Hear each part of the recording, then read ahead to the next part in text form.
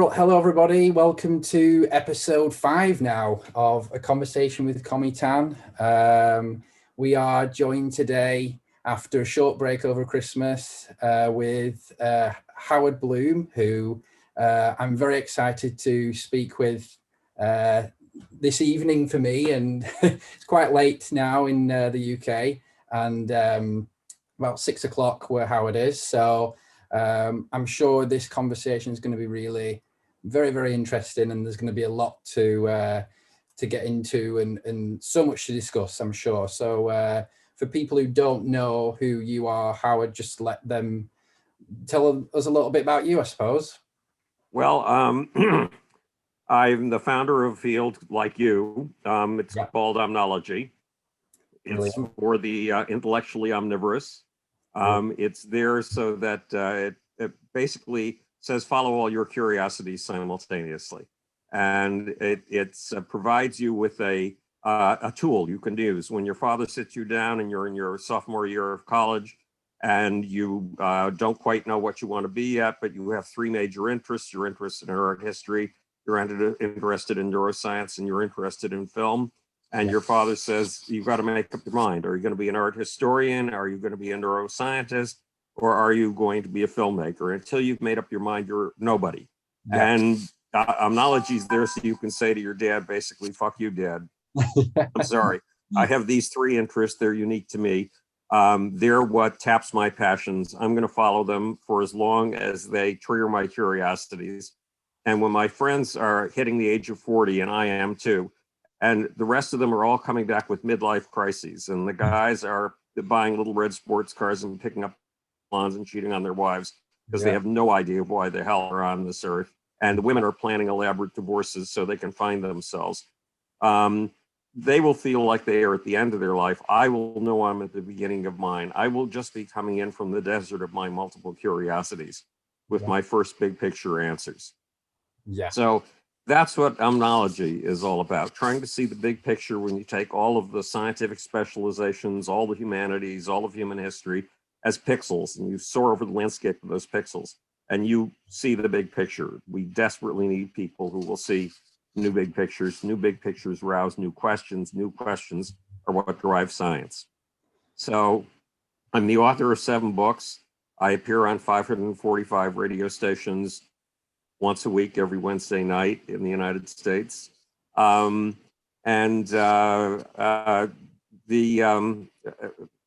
this is not something I should be saying because it sounds so appallingly egotistical. But Channel 4 TV says that I'm the Einstein, Newton, Darwin, and Freud of the 21st century. And Gear magazine says I may just be the next Stephen Hawking, except I'm not just interested in material things. I'm interested in the human spirit. Of course. So that's it. That's the best I can do. Brilliant. No, that's fantastic. Yeah, there's so much to unpack there already. I suppose my main comment on what you were saying about before about omnology was, I agree that the world has become too segmented, and I think that too segregated in the sense that people who are scientists feel that they, in a way, can't engage with some of the topics that I do, some of the more religious and spiritual sides of existence and human life, and that's sad. I think it's sad that people feel that they can't engage in different topics and different fields at the same time. It's inhibiting, really, isn't it, for our human mind, but also our soul as well. It's inhibiting, isn't it? Do you not think? Well, I got off on, I started in science at the age of 10 in theoretical physics and microbiology.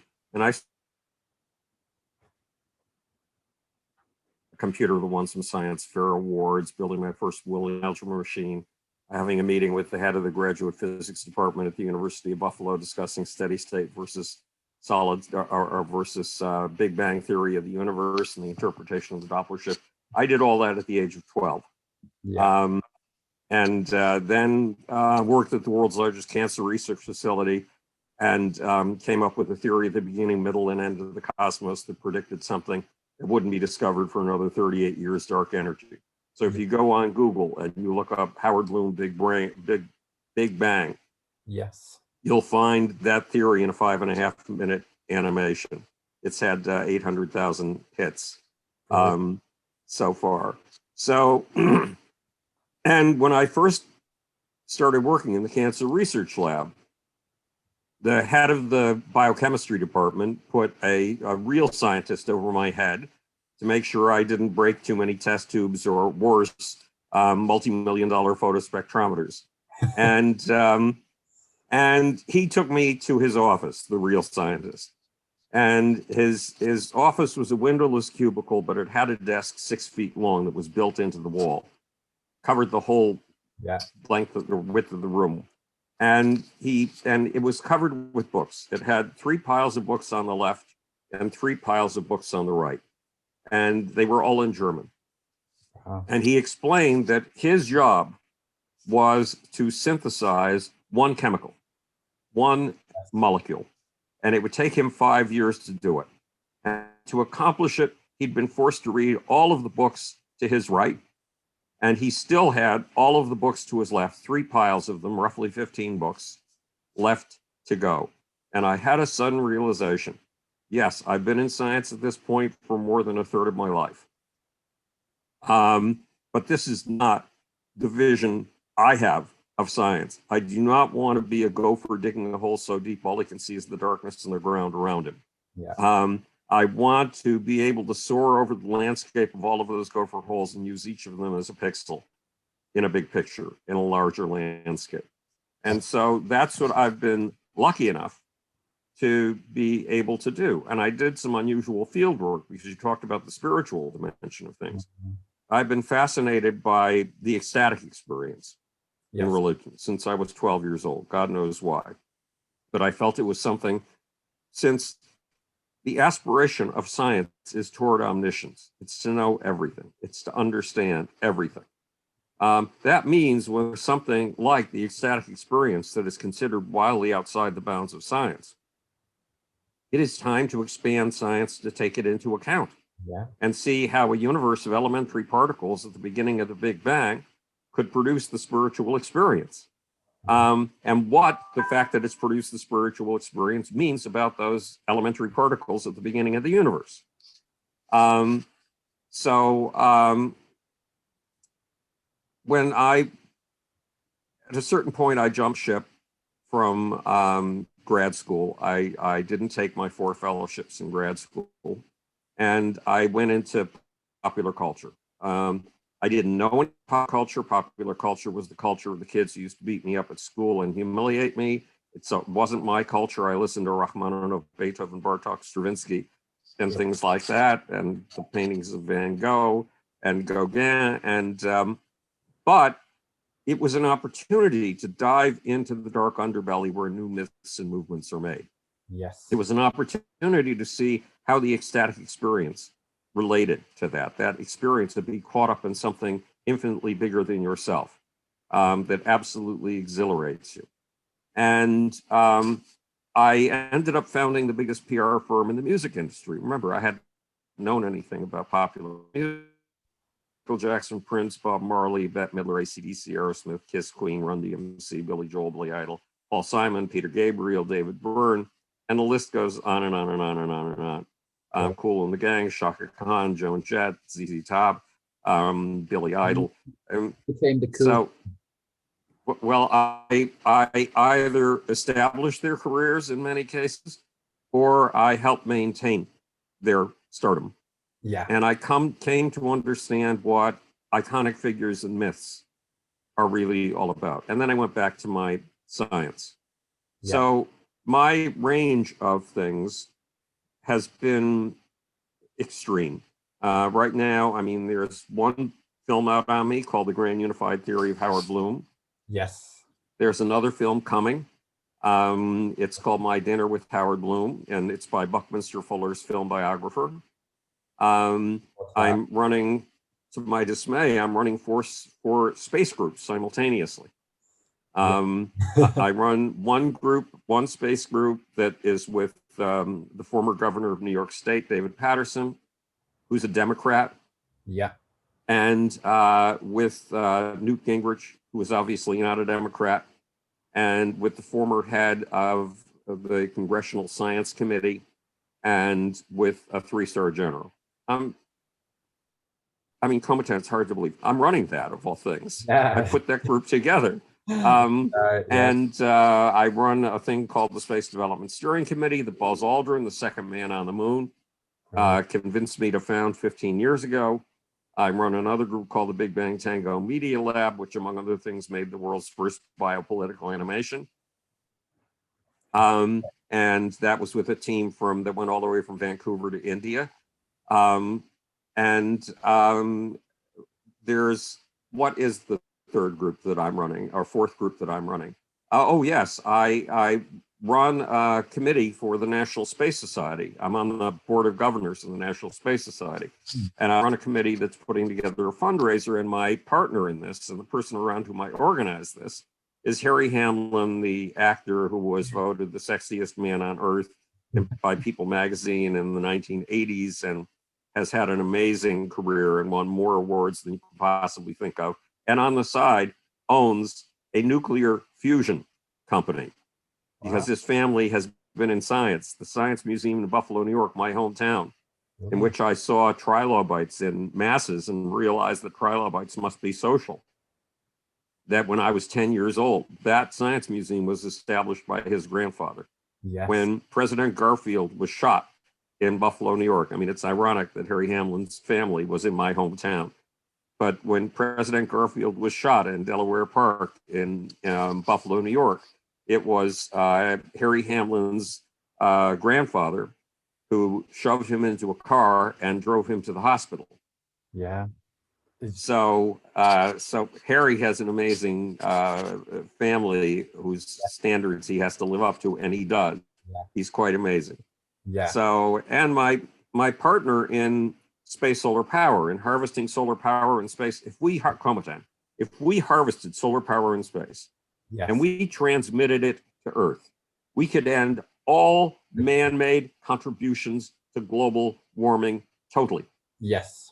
We could eliminate the use of fossil fuels for energy production completely. And according to my former partner in this, Dr. APJ Kalam, who was the 11th president of India and who was South Asia's most respected politician, he was so huge in South Asia that he appeared in 27 headlines a day, long after he had left his office, because he was considered the only honest politician, the only trusted politician in India. Yes. They called him the people's president. They also called him the missile man, because he was a rocket scientist.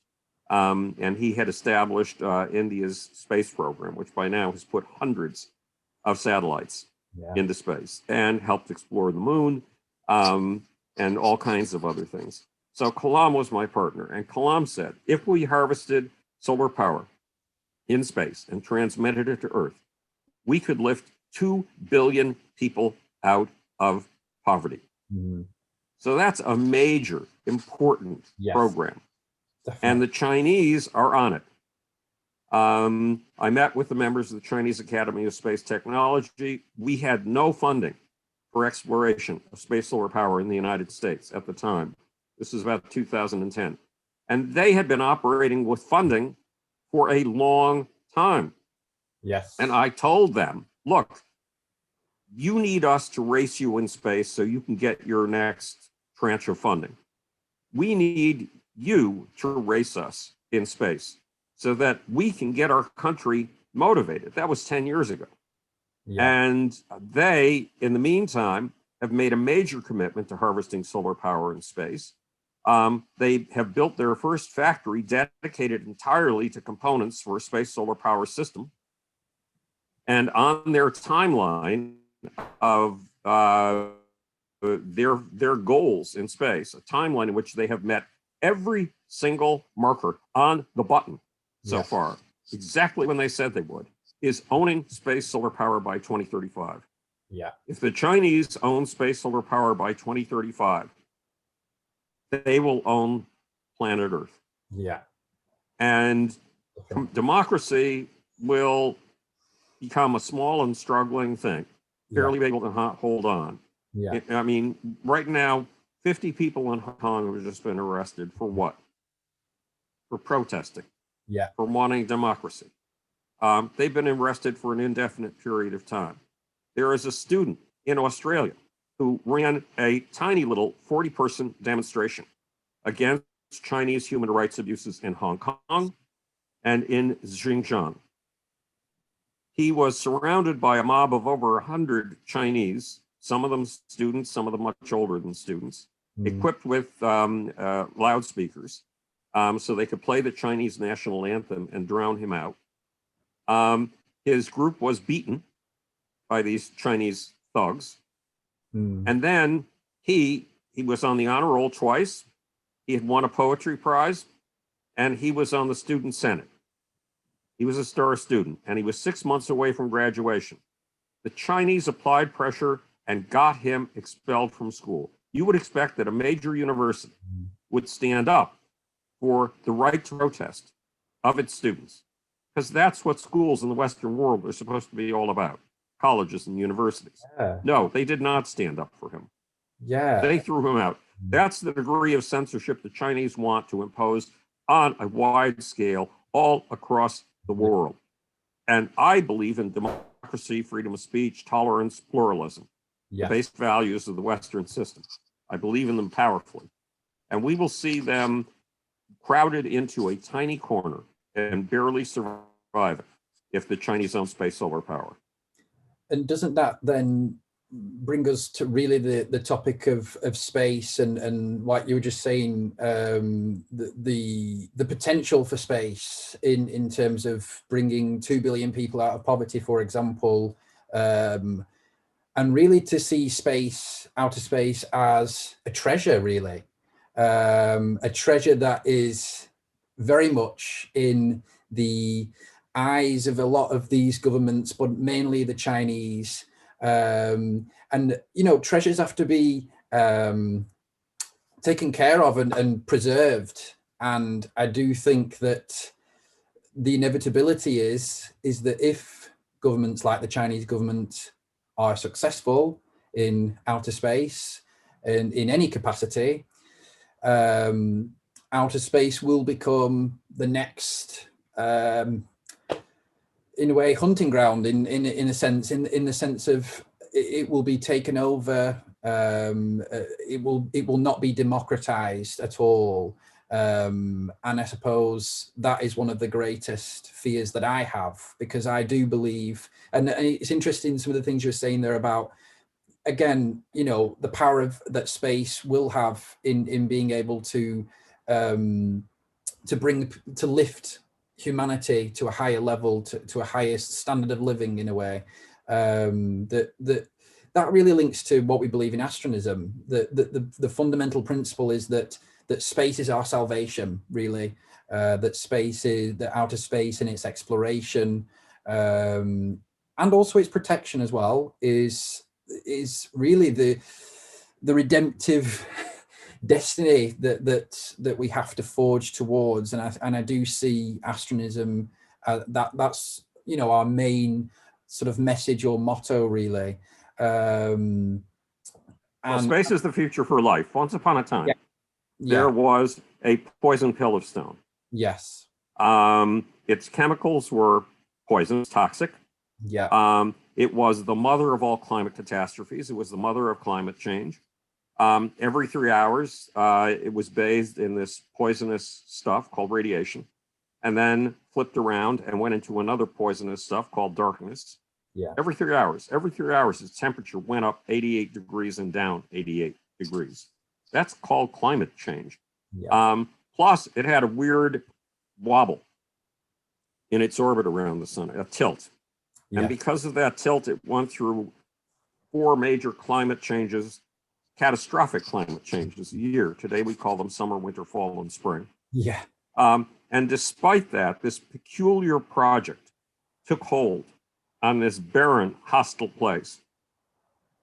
And its imperative was be imperialistic, be colonialistic, spread as rapidly as you can. Why? In order to survive and in order to thrive. So it began spreading out as rapidly as could possibly be, because this has been a planet not just of climate catastrophe, but of 142 mass extinctions. Yes. And life's task was to diversify itself sufficiently before the next catastrophe could hit, before the next wipeout, die-out could happen, that it could survive. And that's always been life's imperative. Kidnap, seduce, and recruit as many dead atoms and molecules as you possibly can, and bring them into the grand project of life, the grand project of biomass. So life forms are still doing this today. We are pissing and moaning that we have run out of resources and we have raped the planet. Meanwhile, bacteria, there are bacteria 12 miles beneath your feet and mine, turning granite and basalt into biostuff, bringing dead atoms from stone into the grander process of life. If bacteria can see vast new frontiers, why are we so blind? If bacteria can see this whole place as a treasure, to use your word, then why are we so amazingly blind? Meantime, there are other poison pills of stone hanging over our head. They're in the quadrillions. Yeah. And they are just waiting to be greened and gardened by life. Yeah. Now, bacteria are brilliant at research and development. We're not the only research and development creatures on this face of this planet. Look how the viral world, which is part of the microbial world, is outracing us today. Yeah. There are 12 different species of the South African variant of the coronavirus. There are 6 different variants of the UK virus, and the UK virus and South African virus didn't show up until September. So between September and now, look at all they've done to diversify in order to take advantage of new opportunities, especially new opportunities in your body and mine. Bacteria are great at R&D.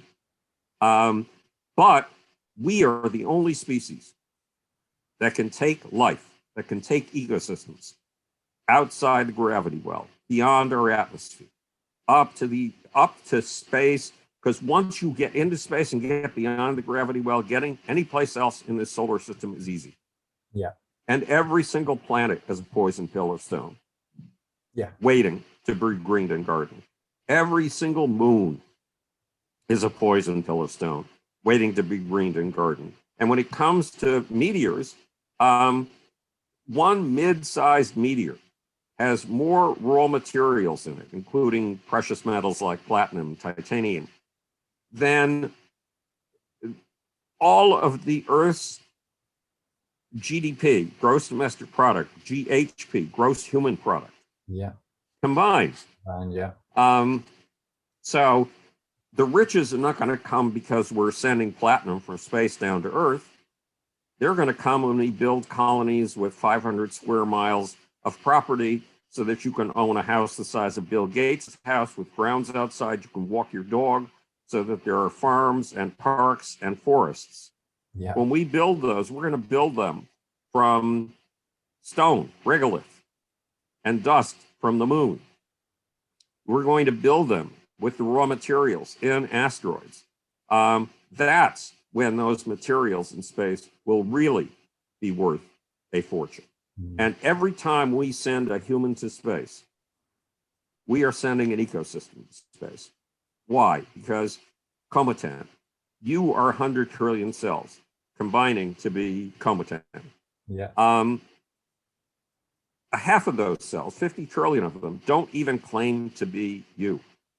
They are bacterial colonies in your throat that are garrisoning your throat against bacterial invaders. They are in your gut, and you're under the impression that you eat delicious food and digest it. That's only partially true. When you eat a chocolate eclair, there's a good deal of stuff in that chocolate eclair you cannot digest. Yeah. But they are the ambrosia of the gods for the bacterial colonies in your gut. And they digest the chocolate eclair for you. And then they shit out what is toxic to them, which just happens to be glucose, which is the ambrosia of the gods to you. And the pili in your gut suck that stuff up, and that's what keeps you going. So without the bacteria in your gut, you couldn't be you. Yeah. So the minute we take you into space, we've already taken an ecosystem into space. But humans have what E.O. Wilson, the founder of sociobiology, calls biophilia. We love green stuff. We can't live without it. Yeah. And up to date, our vision of space has been living inside of barren tin cans. No, that has to go. A little team I together 2 years ago proposed that since there is a Bigelow inflatable module on the International Space Station, and because it wasn't being used for anything, it was just empty. It was there as a test to see if this kind of thing could work. We proposed to Bob Bigelow, the owner of Bigelow Aerospace, that we turn that into a park, that we turn it into a garden, that we just green and garden the place. And we had very substantial interest until the government offered Bigelow money to rent the space as a closet. There was just too much stuff piling up in the International Space Station, and you needed someplace to keep it all. And they were offering money and we weren't. But that greening and gardening of the stuff that we do in space, it's already been happening. The Russians have had gardening experiments up there on the International Space Station for over 10 years. Yeah. It hasn't been publicized because it's the Russians, it's not us. And we have had small gardening experiments up there for at least 4 years, but these are very small scale. Yeah. And we need to surround humans with greenery and make them comfortable up there, which means making the plants comfortable up there, and which means giving a whole new kind of environmental niche for life to explore. Because when life explores a new environmental niche, it changes. It evolves new species to take advantage of those new circumstances. So we need to get busy. We need to start harvesting the solar power of the solar power in space and transmitting it down to Earth. And we need to start greening and gardening everything we do in space. And we need to realize that our obligation, our mission, our destiny is to carry that greenery. Yes. To carry other creatures of other species to space where they can thrive. Because every single one of those bald balls of stone has to be greened and gardened. That's not our imperative. That's life's imperative. Yes.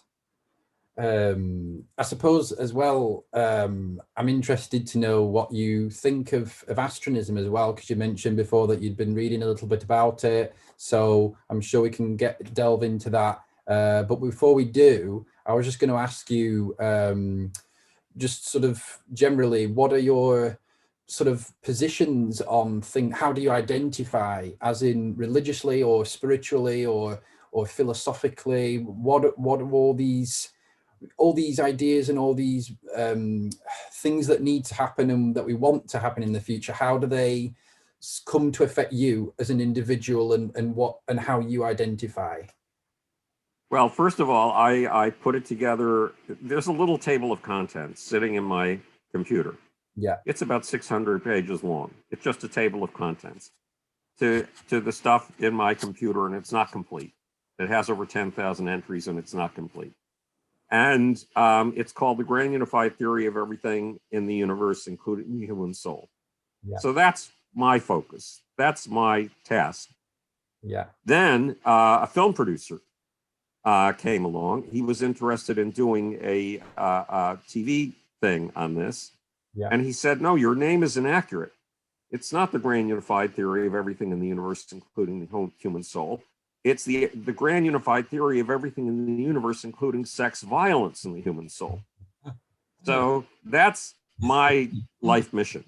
All my 7 books are just tiny little mosaic tiles in this much, much grander mosaic.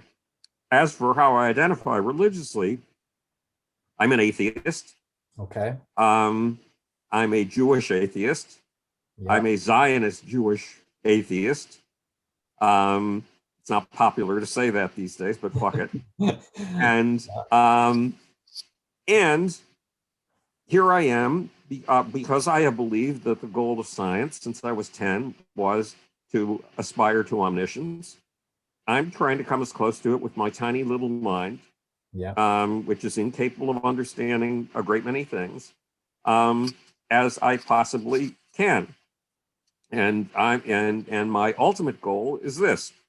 When I was 10 years old, nobody wanted me.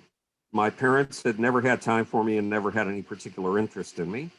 And the other kids wanted to have nothing to do with me unless they were busy tossing my hat back and forth over my head and trying to humiliate me, or throwing my books into dog shit on the lawn, or, stuff like that. And then one day a book appeared in my lap in my family's living room. And it was a book I'd never seen before, and that I don't know where it went, and I don't even know what it was. And it said, the first two laws of science are these. Number one, the truth at any price, including the price of your life. And it gave the example of Galileo, and it told the story all wrong. It said Galileo had been willing to go to the stake like Giordano Bruno, who was burnt alive in the Plaza of Flowers, with a leather gag in his mouth so that he couldn't pollute the ears of the crowds with any of his philosophies. By the way, he was the first the first astronist. Yes. Because he believed that all the planets had life. That's right. All the planets and the stars. But at any rate, the book told Galileo's story all wrong. In fact, 30 years later, I discovered Galileo's friend was the Pope, and the two of them had cut a deal. And Galileo had volunteered to say everything he'd ever written was wrong in exchange for 9 years of house arrest, for the rest of his life in house arrest. But I needed the heroic version of the story, in which Galileo was willing to go to the stake for his truth. Yeah. And rule number two of science: look at things right under your nose as if you've never seen them before, and then proceed from there. Look for things that everybody around you and you take for granted and are invisible to you.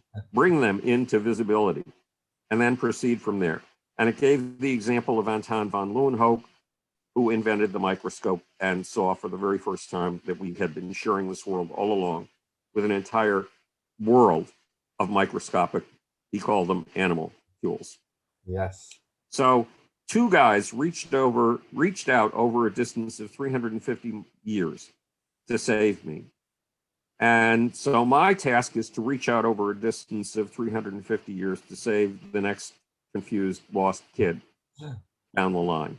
Yeah. And that's the goal of my body of work. Now, Cometan, that's almost impossible. That the odds against that happening are 1 billion to 1.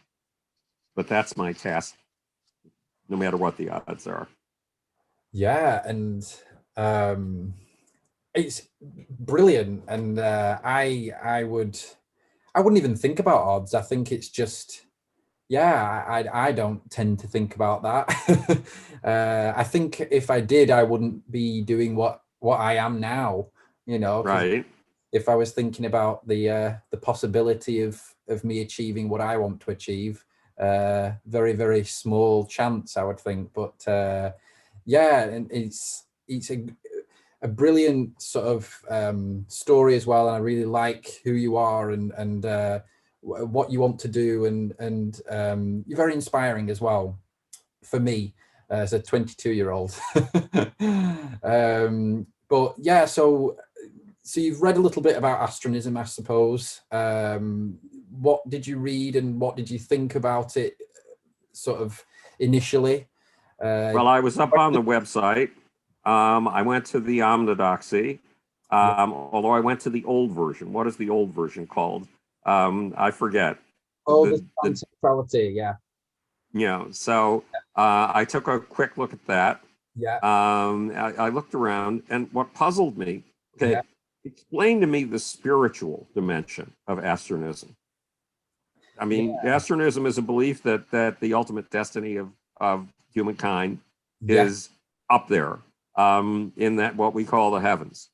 Yes. And so Astronism also says that it's about freedom, not about the kind of totalitarian stuff that the Chinese are trying to impose. Yes.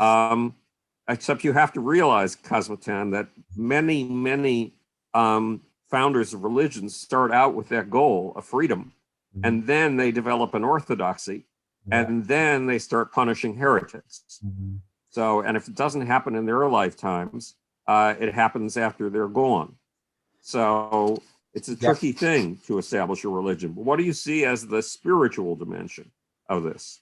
Yeah, I'll just answer just a comment on what you were just saying. I was thinking about that actually the other day, and how, once I'm gone, that really I will have no control over or where this will go, where these words and concepts that I've theorized and revealed and been inspired to found. I don't know where they will go, and I don't know how I will be presented after I'm gone either. But again, I suppose you could take an authoritarian view in terms of that, in terms of I have to let go at some point and just give it to the world. Right. And that's something that will be very hard. I think it is very, very difficult. It's still, the entirety of Astronism is still very much intertwined with my life and my circumstances. You can see that in the writing. You can see that in some of the focuses that we place on certain words and things. You can just see it. And so I do think eventually there will be a decoupling, a diversion, where it goes off and does its own thing, and it will become whatever it does become. I suppose it's human nature maybe to use ideas and beliefs for political gain, but of course that's just politics. They are just ideas and they are just beliefs, I suppose, at the end of the day. But in terms of the spiritual side, I think the main thing to understand about Astronism is that there is a very much, I'd say that fundamentally it is the belief that the astronomical world, everything above us, is connected to humanity. That it is connected in a psychological way, in a physical, biological way, and of course also in a spiritual way. And this is again based off of a long history of spiritual ideas and beliefs. So we are building upon what has already existed in some senses, definitely. But not many other things have connected the astronomical world in a direct way to the spirit, possibly sort of metaphorically in some ways. And you could say other religions have connected the stars to sort of ideas of the soul, but we make it very explicit. What I mean by that is that, well, I believe that when I die, that a part of me, an immaterial part of myself, will transcend to what we call the heavens or the cosmos, and that it will unite with the cosmos, that we came from the cosmos and that we will return to that. And of course, there will be many people who, are naturalistic in their point of view. They only see or want to see what is within the laws of nature. And this is where we see the liberal side of Astronism. There are many different schools of thought, two of which are the main ones, which called Translationism and Astro-Naturalism, or just naturalism. The first one encompasses supernaturalistic worldview, a supernatural worldview, and the other one, of course, a naturalistic worldview. So, for example, you can be an atheist and also be an astronist, but you can also believe in God and be an astronist if you wish. It doesn't, belief in God or belief in spirits does not, it's not exclusive to astronist, what would you say, beliefs, if you understand what I mean. But I suppose for myself, still on a personal journey for myself. You know, I shift from a naturalistic point of view to a supernaturalistic point of view sometimes, and you do with your experiences. You go through life and you have experiences, and either, you know, one day you can feel more naturalistic in your point of view, and another day it can go up and down for me. It's very back and forth for me. Other people, they believe just one thing, they take just one view of the world, and they're very comfortable with sticking with that. I'm not. I'm very much depending on what mood I'm in, depending on what disposition I feel that day, depending on my experiences of the day. You may catch me where I don't believe in anything, or don't believe in, you know, in God or any sort of spiritual side of things. But there are some fundamental principles, and the fundamental principle is what I call cosmocentrism, which is our worldview, and which basically states that in everything we do, we should have the cosmos at the center. The astronomical world should be our focus, and that that the astronomical world is involved.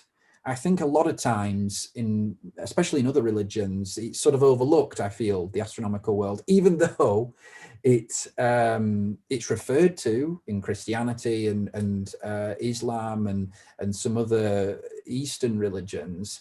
But I do feel like it's been overlooked in many ways. And I trace my origins back to those star worshippers. I think I'd like to have spoken to some of those people and to understand what they think, how they saw the world. And I think they were onto something personally. And those are the people that I resonate with me. I don't know whether I've answered your question there, but it might have given you some more insight into who I am, maybe, and my. Well, there are precedents for what you're doing.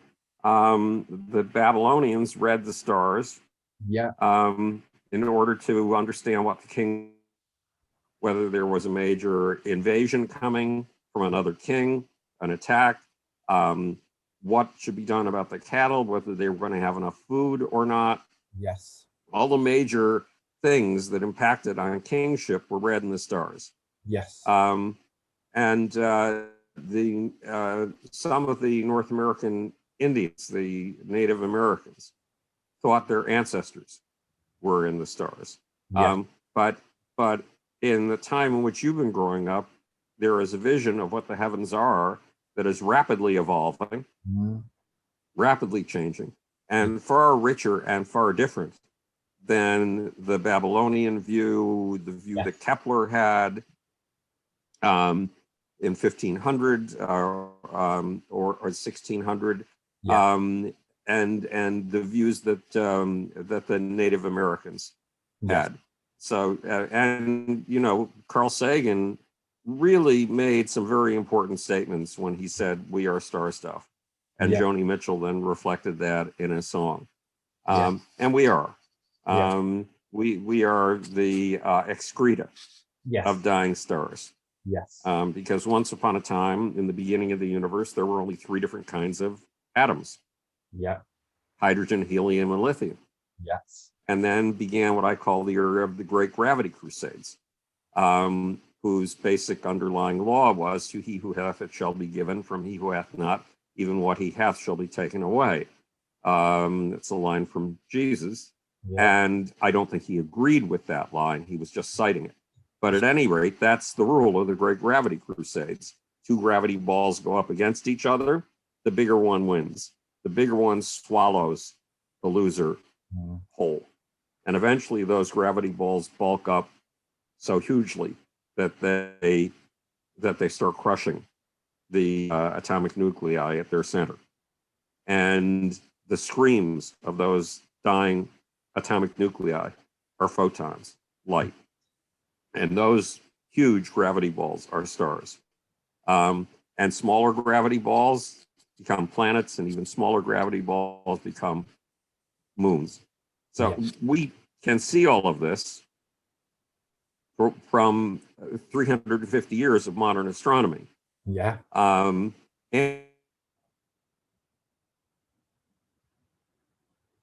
years and Tycho Brahe. So you can relate to the heavens in a way that's radically different from North American Indians or the people of Mesopotamia, the Babylonians, and the Sumerians, and all of those. But you have to watch out for something. You're 22 years old, and rebellious young men eventually evolve into crusty old farts. And to see how, all you have to do is look at Martin Luther, who started as a rebel against an authoritarian structure called the church, and which was the only church and had been the only church for about 1,200 years. And then became his own kind of authoritarian and became rabidly intolerant.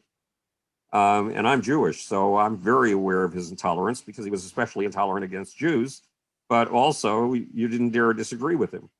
So he started with something that looked like a movement for freedom, and that solidified into a movement. However, it left a residue. People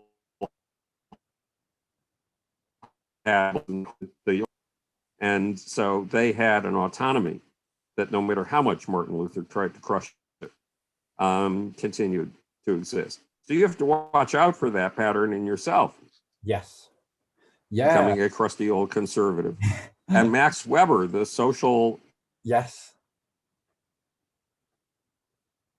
original social scientist, Max Weber pointed out how movements began as what he called charismatic, just filled with the fire of fresh passion.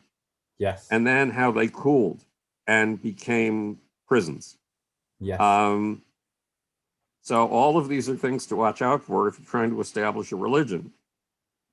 I think, well, I wouldn't just call it a religion. I think it's a belief system. I think it's a system of ideas. There are religious elements to it. And as it progresses, and as it moves forward, and I see it developing, day after day and month after month. Yes, it is developing into something that may be comparable to other belief systems and religions. But I hope that, all I can do is try and reaffirm all the time and also read back to what my original writings were, and always remember the sort of the core fundamental principles of sort of freedom and also freedom of religion. I'm doing my PhD at the moment, and I'm working in the field of freedom of religion. So and I hope to go on with and do more with that in the future. All I can do right now is do my best, and also listen to people like yourself who do give brilliant advice as well. It is great to listen to this as a person who, yes, I do want to found, and I am founding some a movement, a belief system, if you will. But and these things are things that we always have to think about, and I hope that it won't turn into something that, if I was to look back, I would regret of founding it. I hope that in 100 years' time that it is something that I can be proud of, that has been created. But I suppose the purpose of it for me, and this is something I wanted to get your point of view on, the purpose I see for Astronism is to really galvanize popular discourse and the mainstream culture, and to galvanize people to really consider the stars again, to consider outer space really as important to them individually. I think we've lost that. I think that as space and astronomy has become, purely scientific, Right. I think that there has been and also there is the general consensus that I've felt by people that, well, what do the stars have anything to do with me? What do the stars have anything to do with us here? They're millions of miles away. When we're looking at stars, we're not even looking at them as they are now. And that's a pretty widespread view of outer space. You could say well, that in the West, because if you go to Kuala Lumpur, which I've done twice, or you go to China, you see just the opposite. Yes. In Western civilization, we are acting as if it's the end of time. Yes. We are, again, bemoaning the fact that we have raped the planet and run out of resources, and we are preaching doctrines that get us to crawl into a hole in the ground and shelter ourselves. Yeah. Meanwhile, the Chinese and the people in Malaysia and the countries of the East do not see this as the end. They see this as the beginning. Yeah. And you can sense this astonishing optimism that used to exist in the West. For example, in the days when John F. Kennedy said we're going to the moon, not because it is easy, but because it is hard. You can see that kind of enthusiasm and that kind of perception alive in those countries. Yes. And if we want to keep our civilization alive, we have to see ourselves as on the brink of the next great frontier. Yeah. And this is a frontier unlike previous frontiers. When we've opened previous frontiers, they've already been occupied by indigenous peoples. And we have raped and pillaged and murdered in order to take those lands. There is no life up there, so far as we know. There is nobody to rape and pillage. There are just giant gravity balls of hostile stone waiting to be turned into the richness of resources, the way that bacteria are turning raw rock into resources 12 miles beneath your feet on their next great frontier now, today. So it is natural for creatures to look up. Yes. A nation that looks up goes up. A nation that looks down goes down. We are looking down. China is looking up right now. We have to reinvigorate that vision of what's above us and our aspiration to reach it. And that aspiration is built into us. Nature herself has been using space programs for a long time. Once upon a time, all life, as daring as it was limited to puddles, was limited to oceans, was limited to water. And then some brave creatures decided to do something that looked suicidal. Raw stone was totally hostile to life. It had no water with which to survive. Every cell depends on water. It's a tiny little aquarium. It was bleached by this poisonous stuff, radiation, and then made hideous by darkness. There was nothing to eat up there. There was no place to take shelter up there. And yet some living beings chose to go there, or accidentally ended up there and found it good. And they mined it and greened it and gardened it so effectively that their shit piled up, their feces, their sewage material piled up, until it became what we call today dirt. And that toxic waste, that materialistic leftover of excess, that utterly contemptible stuff, is what we have called our planet after. We call our planet Earth. And the next great space program came when some of those creatures, which had not attained any height whatsoever, decided to go high, decided to produce high rises. And the first high rise plants were 3 to 4 inches in height. But what a fucking daring enterprise. Yeah. it was to go that high into space, because that's the equivalent of 11 miles high compared to the body size of a single microbe or a single algae. Yeah. And then they undertook an even greater space program, one that you and I, if we'd been around at the time and had been convening with engineers, Yeah. we would have said, this is impossible, dare not dream. It will destroy you. And these were high rises, 60, 70, 120 feet high, pumping hundreds of gallons of water from the ground up to the heights 120 feet high.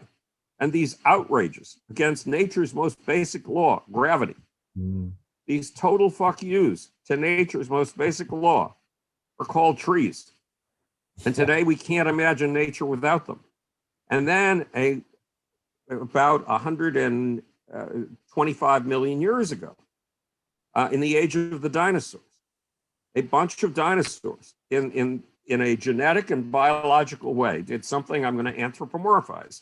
They decided to go into the sky. Yeah. Now, if you had been their parents, you would have said, this is crazy. Take a look above you. What is there? There's nothing to eat, and there's no place to shelter. Yeah. There is absolutely nothing up there. How in the world are you going to survive? Plus, look around you. Nature's bounty is all here on Earth. Nature's bosom is here on Earth. Nature nurtures you. Stay here. Do not dare go up there. It will be the death of you. And those crazy dinosaurs took their chances on the emptiness, the utter hostile emptiness of the sky. Yeah. And guess what? This morning, when you got up and went outdoors, how many dinosaurs did you see? Well, that's none. Yeah. But how many of the loony dinosaurs who chose to fly did you see? Probably dozens. They're called birds. And so how can we tell that nature is delivering us a lesson to look up through birds? There are twice as many species of birds as there are of land-walking mammals, which means the birds have found twice as many ways to make a living in the sky as we have found to make a living on nature's green and gorgeous breast. Yes. And the birds live 60% longer than creatures their size on Earth. So is nature trying to tell us anything about looking up, going up, her own aspiration, nature's own aspiration to break the law of gravity, her most fundamental law, and go up? Yeah. To look up, not down. The nations that look up, go up. Nations that look down, go down. Nature is trying to tell us this is the basic aspiration of nature itself. Yeah, and I think that obviously that relates as well to sort of the purpose of why space exploration really is so fundamental to human nature and the reason why we should be doing it. I suppose one thing that I'd like to get your opinion on is, so in Astronism, we see space exploration really as a religious endeavor, really, as a philosophical, existential endeavor, not merely just an economic one, which is how it's often depicted in mainstream documentaries, in mainstream media, it seems, at this moment in time. The focus is placed on how much money we can make from going up to the stars. So what's your opinion on how we should begin this journey? You know, when we begin something, we have to begin it right, and we have to do it for the right reasons. And this is why we have to be having discussions about space ethics.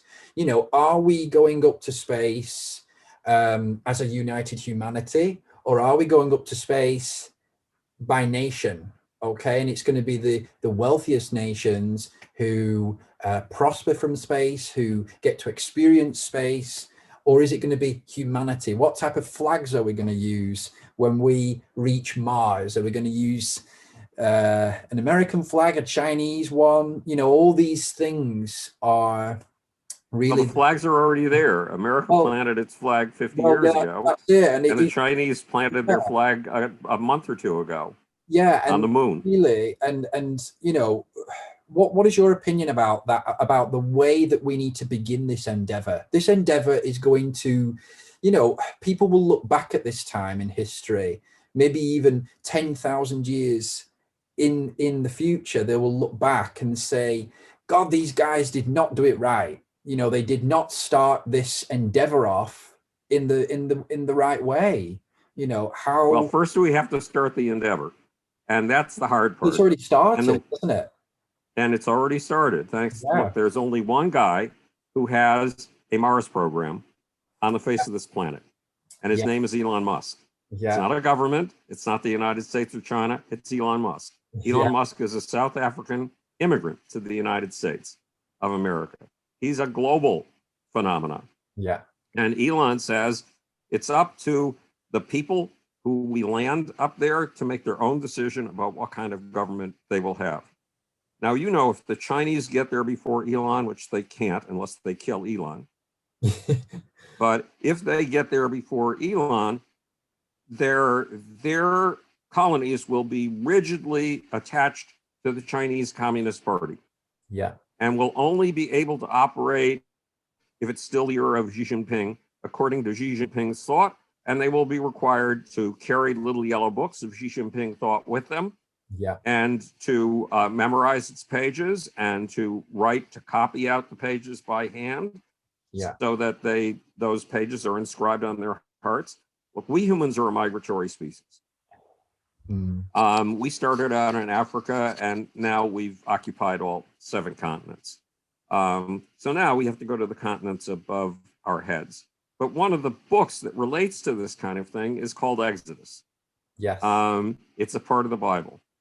And in Exodus, Moses does very much the kind of thing that Xi Jinping is trying to do by making his people copy out every single page of his little yellow book.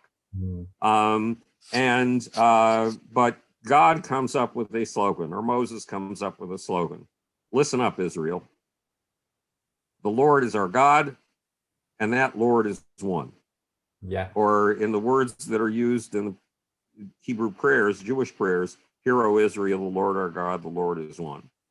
And then, so that was brilliant to sum up the whole idea in just one slogan. Yeah. And then he said, every day when you get up, you're going to bind this slogan on your wrists and on your forehead. You're going to put this slogan on the doorposts of your house, so that you see it when you come in and when you go out. Now, there was a hidden assumption here. And the hidden assumption was that the tribe that Moses had put together could read. Literacy was taken for granted. Otherwise, you couldn't read that slogan on your doorpost as you went in and out. You couldn't read that slogan on your wrist. It wouldn't have made any sense. But Moses was a marketer. Yeah. Xi Jinping is a marketer. Yeah. Elon Musk is a marketer who is trying to do something in a tradition that's very relevant to Astronism. Yes. About 250 years ago, a bunch of guys got together and tried to figure out how to establish a government that would put personal liberty, freedom, at its very center, that would never do what Max Weber describes, that would never become so encrusted that it ended up being the chains in prison for its people. Yes. And they put it together with what they called checks and balances, so that no individual could destroy the system. Yeah. And the system ended up, the whole Western system, and of course, those are the guys who were writing the American Constitution. So that's a good thing to look at when you're trying to put together a movement that creates freedom as an enduring institution. Yeah. Well, oh God, where was I going to go? I forget, but it's a very useful example because it's worked. I mean, right now we will see if it survives Donald Trump. Well, we'll see. Yeah. Yeah, because we're in the midst of determining that, or having that determined for us right now. Yeah. So, but it's a great example. It is. And I think that, again, you know, I suppose I'm quite anxious, really, as a person at the moment, because I think that we have this brilliant opportunity right now to begin and to really set the foundations for this next great endeavor, you could call it, for humanity. And if we get it wrong, or if we sort of bow down to present, immediate, what would you call it? Sort of vices, you could say, money and politics and power and greed. We really can do a lot of damage in the future, really, I think. So I've got quite a lot of anxiety about, I think this is why I've created Astronism.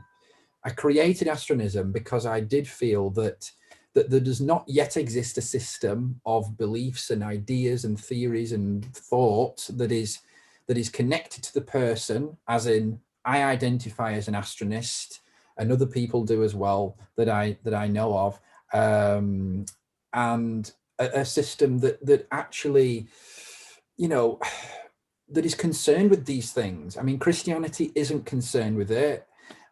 Islam's not particularly concerned with it, and these other belief systems, feminism is not concerned with it. They have their own concerns, and that's fine. I mean, there are movements, you know, you've got things like Cosmism that was in the sort of 19th century. Astronism is also called Western Cosmism, by the way. So that's another connection to the East and trying to bring that to the West a little bit. But yeah, I do feel like that there is a need for something like Astronism, or else I wouldn't have created it. You know, I wouldn't have spent all this time and effort in thinking that, you know, and I always go off the principle that if I really love this, and I genuinely do love Astronism, I do think people will as well. I do think others will, and others are beginning to. Well, the answer to the question of how you establish this and set the Western imagination ablaze. Yeah. Once upon a time, I put together the biggest PR firm in the music industry. Yeah. And my job, I felt, and the job of my company, was to take existing perceptions and turn them inside out and upside down and turn them totally around. Yeah. So I was in the perception changing business as far as I was concerned. But to do it, I had to assemble that team of 15 people. Yeah. I had to train every single one of them from scratch, because the way I did things was radically different than the way it was done in the industry. Yeah. But then I had a team that could turn perceptions around. Yeah. And that kind of a team would be extremely useful in getting the West to see that it's not at the end of its trajectory. Yeah. It's at the very beginning of the next trajectory. But that costs a lot of money. Yes. A lot of money. And basically, and I've been running all these space groups trying to give America a vision implant, because it, you know, without a vision, a nation shall perish. And right now we have no vision of our future except a climate change catastrophe. Yeah. Greta Thunberg is the arch prophet of catastrophism. And that makes her the Satan of the modern Western world, in my view. I know that everybody else regards her as the saint. She is not. At least, I mean, that is a destructive view, that we are at the end of everything, when in fact we are always at the beginning of everything. I used to preach to a friend who was much older than I am, about 15 years older than I am. Every day you wake up is the first day of the most important 20 years of your life. Yeah. And then it occurred to me to look up my friend's age, because he's in Wikipedia. Yeah. And it turned out he was 78 years old at that point. But it's still true. Every day you wake up is the first day of the most important 20 years of your life. Our entire civilization, Western civilization, has to understand that. It's true of this of us individuals. And that friend was Buzz Aldrin, the second man on the moon. Yeah. That I was preaching to. Yeah. And I suppose as well, I think some of my anxiety as well comes from, I think sometimes I feel like I do have to sort of let go of it a little bit. I mean, I'm only one person, so I can't, I can change things, but I can only do something so much. So I do have to let some of my anxieties go about space exploration and whether it will happen in the way that I really hope that it will be built on freedom, and that it will be built on sort of democracy as well, and freedom to believe or not to believe, if that may be the case. But I suppose for yourself, maybe I'd like to know, I don't know how long you've got to talk, but well, I'm going to have to wrap up because I yeah, have all kinds of stuff I have to do. Yeah, of course. But I suppose just some closing comments from yourself about what you think is the sort of the next what do you think is the most important movement that is taking place at the moment within space? What would you say is the most important what's the most important principle or belief or idea that we need to be thinking about? Well, the most important movement is what Elon Musk is doing. When I first met Elon 15 years ago, he had never launched anything, and NASA was snickering at him. They were sure that he couldn't achieve a thing. I knew in my gut, having worked with, probably has nothing to do with having worked with a bunch of superstars. There's this thing in my gut, and it goes off when I see somebody of mythic stature. And I knew immediately that though Elon had never even put a firecracker into a tin can and gotten it 3 feet off the face of the earth, that kids will be following his model 110 years from that. So Elon is doing the most important stuff on Earth, literally, right now, to change the relationship between life and space. The thing that I regard as the next most important, and bear with me, it sounds terribly egotistical, is this 100-picture visual manifesto for the future of life and the future of humanity called Garden the Solar System, Green the Galaxy. America needs a vision implant, and if I could do anything I wanted in the world, I'd reestablish a team like the team that we had at the Howard Bloom Organization, LTD, my company. And we would work on changing America's perceptions based on that document, Garden the Solar System and Green the Galaxy, so that they could see that, for example, the answer to climate change, to the man-made contribution to climate change, is up there in the skies. It's space solar power. The answer to the destiny of life is up there in the skies. And we are the only conceivable carriers right now. That's all we are, in the same way that you are a carrier that manages to go down to the grocery store, buy those chocolate eclairs, bring them home, and mash them in your mouth so they become digestible by guess who? Not you, but by those bacterial colonies in your gut. We are the only carriers who can go not just down to the local grocery store, but up to the furthest reaches of the skies. The Chinese know that.